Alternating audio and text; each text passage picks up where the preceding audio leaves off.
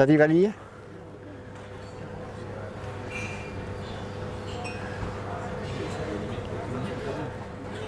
Nous ne voulons pas céder, nous sommes dans la rue des théâtres et le seul théâtre qui fait ce genre de travail, c'est le nôtre. Et nous comptons continuer à dire que notre existence est utile. Ce n'est pas nous qui le disons, c'est 24 000 personnes qui ont déjà signé un peu de temps notre pétition que voici. Voilà. La disparition de notre théâtre, pour le moment, n'est pas envisagée de notre part, malgré l'échafaudage et malgré la peur qui sont en train de nous faire. Toujours dans la tourmente. Non, non, on a l'intention de se battre là. Je veux pas. Ça t'embête si c'est un colocataire, c'est quelqu'un qui nous a soutenus depuis longtemps, mais je suis en train de lui dire qu'on a envie de se battre, qu'on n'a pas envie de céder. La façade, il ne faut pas la démolir. Je pense pas.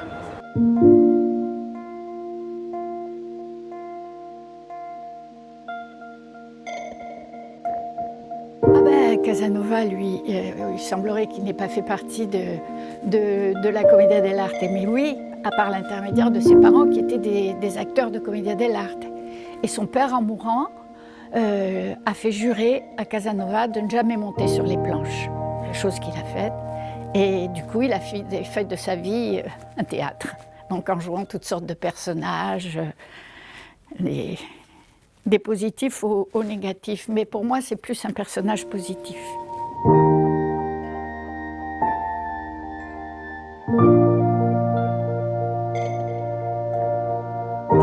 Et maintenant nous allons entrer dans la loge des comédiens qui est rien d'autre que l'ancienne cellule du commissariat de police.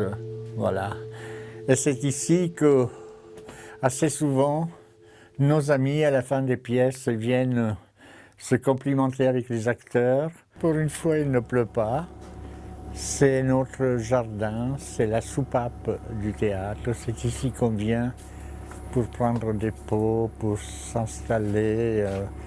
C'est là où Mastroianni, sur une chaise longue, lorsqu'il jouait au théâtre du Montparnasse, Chin-Chin de Billedou, il venait s'installer là. Et s'endormait assez souvent. C'était mignon. Et donc, toi, tu es en France depuis... Moi, je suis en France depuis 69. 69, oui. Avec une bourse de l'UNESCO pour faire l'école Jacques Lecoq. Et à la suite de ça, j'ai fait du compagnonnage à droite et à gauche. Au Théâtre du Soleil avec Ariel Ouchkil, ensuite Andrzej Wajda à Pologne, et la Comédie Française avec Jean-Paul Roussillon. Après quoi, j'ai commencé à monter mes délires à moi. Et voilà. C'est quoi les délires?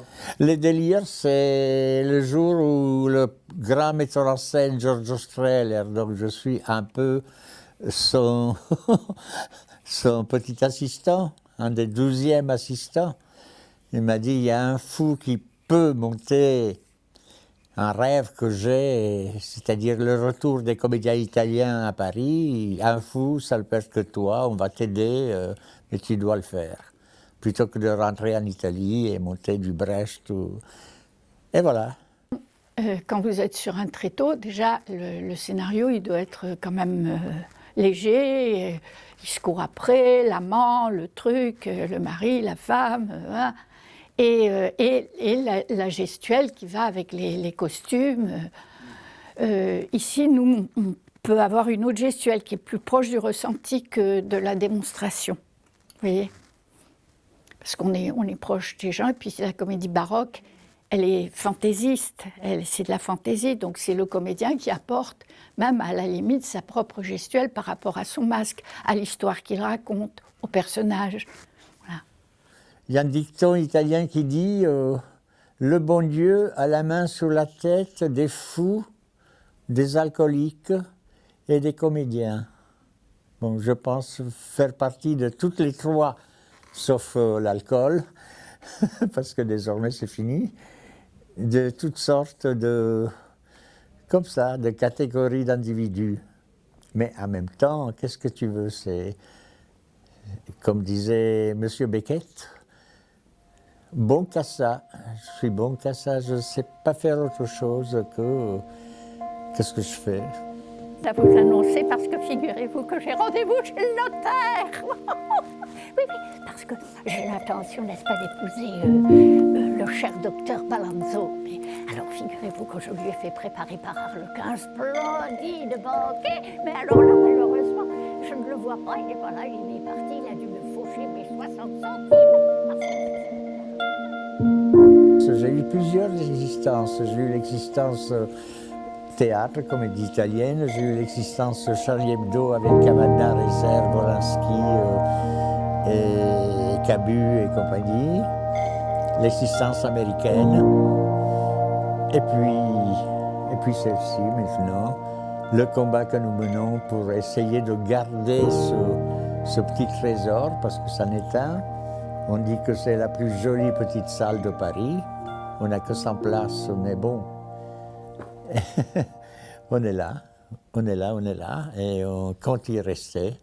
Tu peux nous parler un peu de ce combat qui est pas difficile. Mais le combat est très simple. Nous n'avons absolument pas fait de concessions par rapport à la politique, par rapport à... Non, on a fait de l'anarchisme à la Bresci. Bresci, c'est cet anarchiste qui a... Je ne sais pas qui a assassiné quelqu'un, je crois, mais sans les bombes. Nos bombes, ce sont les pièces de théâtre que nous montons. C'est la raison pour laquelle, par exemple, on a monté des pièces contre Berlusconi, qui a été un des saccageurs de la tradition italienne la plus à travers cette télévision. On a monté des pièces contre la guerre en Irak, contre Bush, dans laquelle j'ai été agressé, ici même.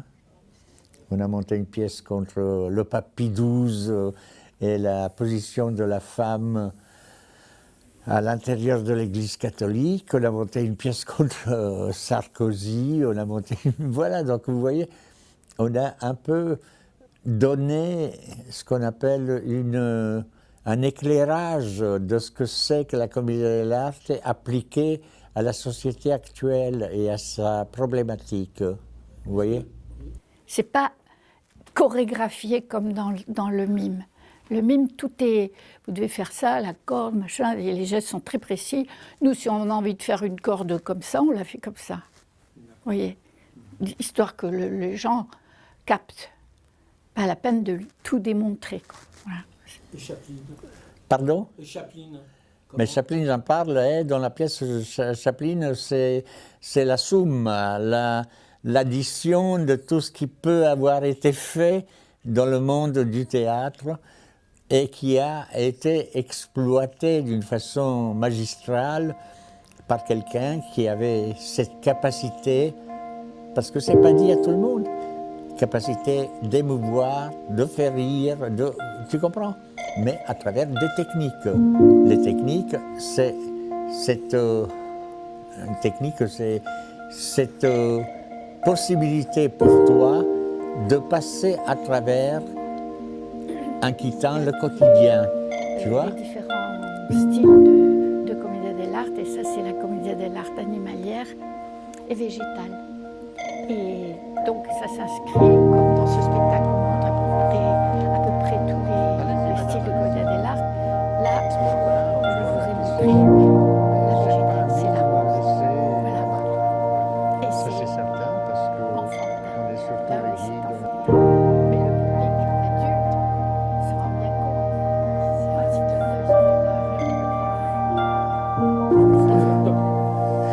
Et voilà, ce qui nous conforte, c'est d'avoir la profession qui s'est un peu disturbata, comme on dit en italien. Lucchini, Binoche, Alexandra Lamy, qui est une ancienne élève d'ailleurs. Et Umberto Eco, sa veuve, le Piccolo. Les guides du 14e arrondissement, on n'existe pas. Nous n'existons pas en tant que théâtre, et pourtant, on est là depuis 80.